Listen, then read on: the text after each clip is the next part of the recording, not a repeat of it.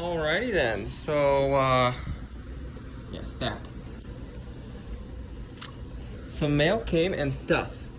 I have this bracket, which is for my Mac valve, the boost control solenoid.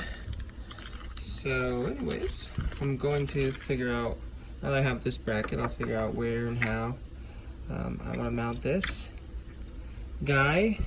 See, it has these two little holes, and this plate is made to use different Mac valves. But anyways, oh, I just noticed it comes, these are for countersunk bolts.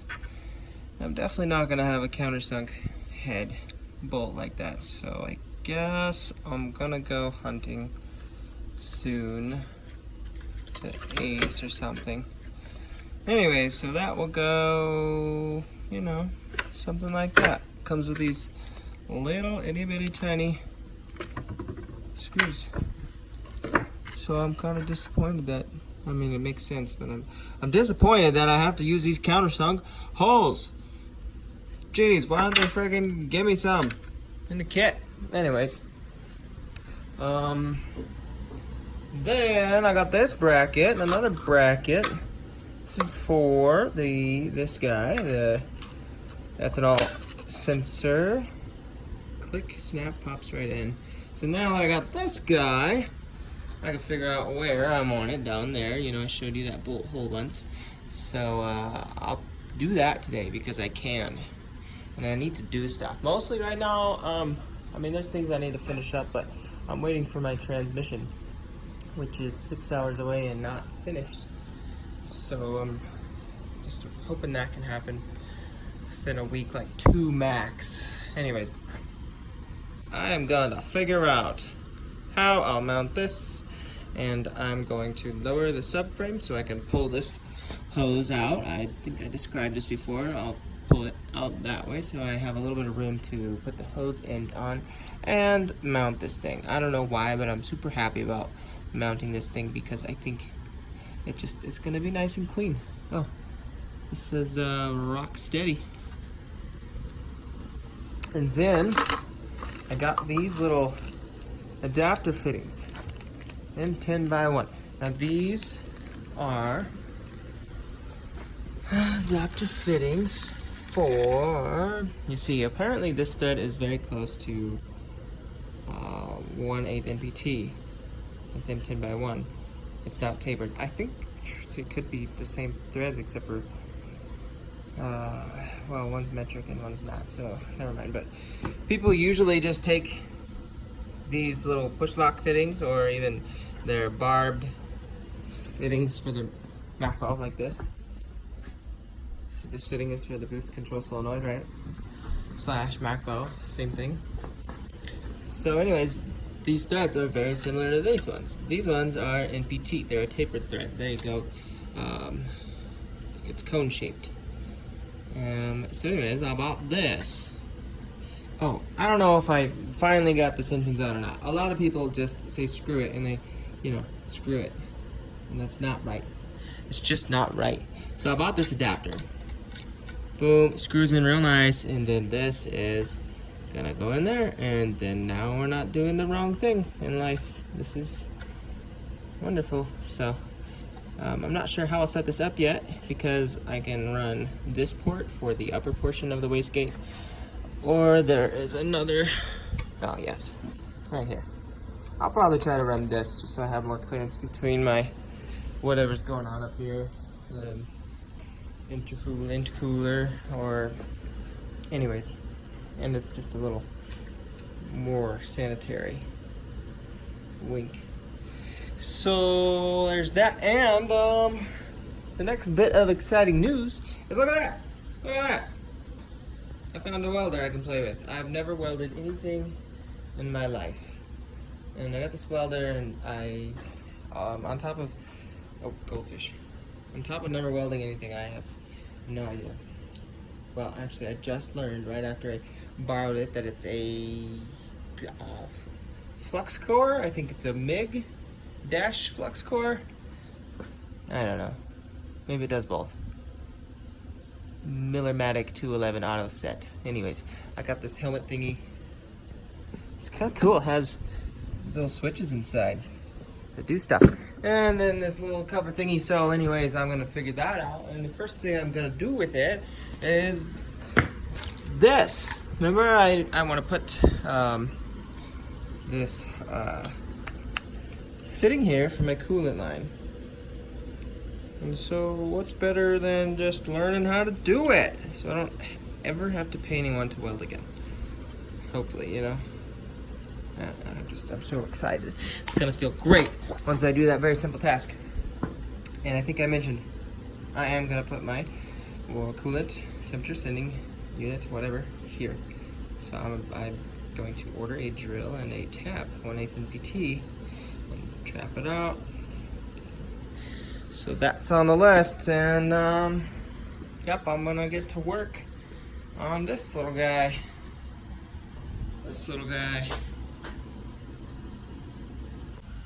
Well, I just found that this fitting will not go all the way in. It's because there's a bottom to the hole, basically, almost a bottom. Where is it? Yeah, so I gotta fix that, and I'm either going to shorten this, which I'm not confident in doing, and keeping the threads good. Just never have done that. I might try to get a nut, put a nut on it, cut off some threads, and then screw the nut off so that the nut will be straightening the threads, or you know, get a die. Or maybe I can kind of widen that out. I'd have to take it apart to understand why it's narrower. That's kind of a bummer. You know, nothing's supposed to be easy, apparently. Okay. And also, so I decided I'm gonna run these. I'm gonna make this wastegate water cooled, as I mentioned before.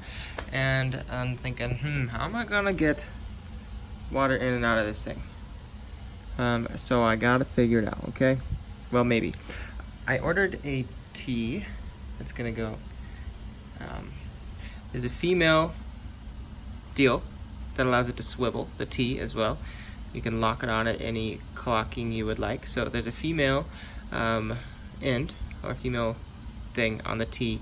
And then there's two males on the T. One's gonna be pointing up and one's pointing out. So the one that's pointing out, I'll have my coolant hose, you know, that wrapped around the bottom of the engine, attached to it, probably right there. I think it should be long enough to do so. And then the one that's pointing up, well, that's too close. So I made this cool little figure it outer thingy right here. Yeah, right there, 150-ish. That angle of fitting, because they sell that angle of fitting, will get me straight down to the T, the imaginary T. So I decided to, this is -4 and these are -6. That's also another issue. I decided to run -4 hoses, just it'll keep things a little less bulky here, which means I'll run a -4 150-degree hose end, which will come down and have a straight -4 hose end female on it, and it'll screw on to an adapter, which will make it -6 and hopefully, you know, it's not too bulky. And this guy right here, well, that's kind of hard too, because that's pointed really close to the turbo, and I don't believe I can really clock this portion any different. I can rotate this port however I like, but this portion needs to stay there really, because that's where it needs to be for this to go down and out. So I figured a 60-degree dash, this is also what made me decide to do -4 line and not do -6 and have adapters here. That this fitting is going to be a -4, I think, 60-degree fitting, and it's a pretty small area, so I need all the room I got. Dash 4 will be a smaller fitting. So that is a 60-degree fitting, and at that I will wrap it down. I will use the flexibility of the hose, and on this side, I'll have the same T that's here, with another 60-degree fitting. The T will be upside down essentially, and the 60-degree fitting will go up, screw on to the end. Hopefully the angles and all that will be good. And the only thing I'm waiting on, I only bought one T fitting so far, nothing else, because I need to see, can I fit the T fitting right here and still get this on the back, which will go to there. And see, this also comes with a, I think that's a 60. I don't know, 60 and a 90. I would definitely have to change the other end also to a 90 to fit in this space, very close. So there's my full description on that. I think it's gonna be pretty cool. I don't really think that a lot of people use the water-cooled functionality of these because it's not exactly needed, but there's that deal. Okay, so here's a mock-up of that. It's kind of weird, the angles and stuff, but see, it's pretty close to the frame rail, and I need to keep that in consideration. I also need to be able to tighten this, so if it were down more, let me just loosen this. If it were more like that, yeah, I could figure it out. But anyways, it needs to be down. Obviously, I'm just gonna match kind of the angle of how the hose is coming out. Okay, and I'll still be able to tighten it. And also, I worried for a second about my alternator, because you know the alternator is so close to the frame rail, anyways, that it was worrisome. But you know, I think I'm gonna be back far enough. So I'll put this at even more of an angle. I'll put this like that. It's gonna be very close to the frame rail, but now I know where I'm gonna cut my hose in. It's gonna be a nice fit. I also have some foam that I mentioned before. I'll put in between these hoses and the frame rail. And I wish that I could run this on the other side so they come out of there beautifully, but due to the factory stuff that I'm using, there's a channel on the right side for that fits this larger hose. So anyways, this probably is going to be too extreme of an angle because my intake manifold, see that, you know, it's very extreme. I think the connection is going to be around right here, and I have a 90, see? So that, here's my alternator. It's probably going to be right here. I don't know, I might try. I'll try and see if I can get away with using a straight, using the bendage of the hose, or I may get a 45 or 30 degree, I don't know, 45 hose end. These things are expensive, and I hate waiting for shipping, so probably gonna just get a 45 because it'll drive me nuts if it's not right. So I kind of really don't want to, but yep, I'm gonna lower that subframe now and do the things I've been telling you about. Oh yeah, look, I don't have to lower the subframe. I'm snaking it through. Snaking it through. Oh, that's gonna kink. I will have to buy a new hose. Anyways, I made a, right there's my little indicator mark of where I'm gonna cut. Jesus, look at this. That's where I need to cut. You don't have to use the grinder, ideally, or, you know, even so I need to, I have to put the hose end on with some wrenches, and it's just gonna be way too difficult right there. I thought I was gonna have more space. So this kind of blows it. Yes, I will drop the subframe and then undo what I did a little, you know, this plastic thing and pull it out. That's working backwards at its finest. So what that means is I'm not gonna do it right now because it is Tuesday. And I just worked a long time. Okay, well, what I am gonna do is play with this bracket and this Mac thing and see where should it go. I've got my wiring pretty well planned out. It's just the only reason I'm not moving forward with it is because I want to put this ballast right here because there's a factory hole for it. I'd love to put my ballast there because it's super tucked, and you know, I could stack it there, but I'll have to get creative, and this hole is not big enough as well.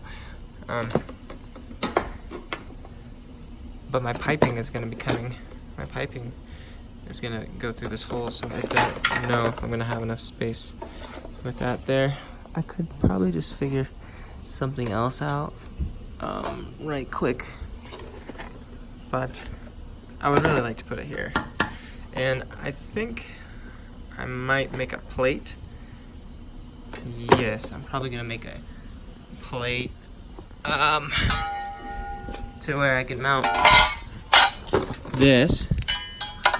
You know, I'll be able to mount this plate, and then I'll have, you know, another hole for the bolt hole because I can't even wallow these out large enough to get my normal 10mm bolts through.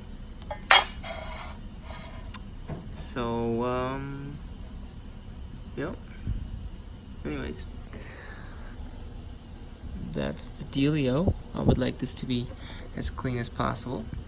The guy who has my transmission also has a lot of wiring, like spare parts, and he's gonna hook me up with a pigtail for this. This is the engine connection. So there's that. And also remember I bought some 8-gauge wiring. I don't know where it's at, but I bought some 8-gauge wiring, and I was going to use that for my starter and my alternator, but I decided against that. I am going to use 4-gauge for my starter, and I'm actually going to repurpose this 4-gauge right here. I'm going to use this for my starter, and I am going to use 6-gauge for my alternator. So I bought 6-gauge on the interwebs today. So that's coming. Also bought a relay for my accessories. Lots of stuff. Okay, I'm going to relax now. Okay, I'll talk to you later. Okay, bye. Wait, I didn't go to bed. I decided a little bit of where I'm going to mount this. I'm going to mount this somewhere up here. And I'll be using wires from my harness that I no longer need. Hopefully I can find 2 wires. You know, because I'm not using cruise. Now the cruise wires end up there, and I'm not using AC. So I definitely will have AC wires up in this area. I already hacked one AC connector because I didn't need it. Anyways, right here. Let's see. See, this goes up into here. I can always extend them a little bit. So anyways, I'm happy that I'll be using the factory wires, so I'll figure out where they're at on the other end and get them to where they need to go. Ground and to the ECU. Anyways, the reason why I'm going to put it up here is because I was thinking about, you know, putting it over here maybe, or what. You know, I'd really like to avoid putting it in this area. Could mount it here. Cruise control thingy. But I'm kind of going for a little bit of a tucked sort of look, right? So once I have my intercooler, once I know where it will be positioned and how I'm going to mount it, then I will know where I can route my headlight wire harness, because, you know, if this needs to be higher, it might be in the way or what. Anyways, Then I'll figure out where I can mount this. You know, maybe like to this hole or that hole, or maybe even somewhere up in here. Also, side note, on EK Civics 96 2000, this part, the spot weld breaks quite often. I've had a number of EKs with this broken spot weld. Let's see. That's no good. And on the bottom,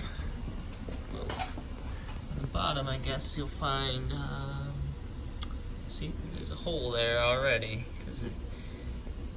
What I'm gonna do is drill a hole, sadly, right here and run a bolt like that.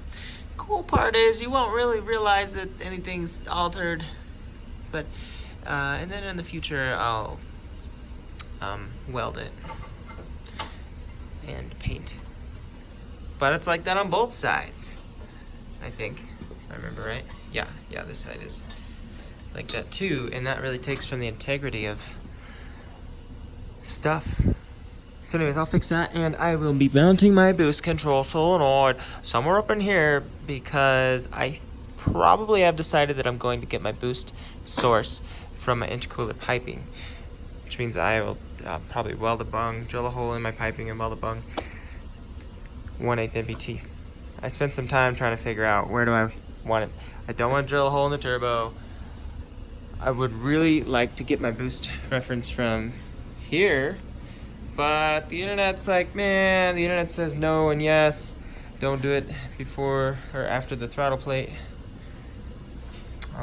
It just seems like probably a safer bet. I'm gonna run it on the piping.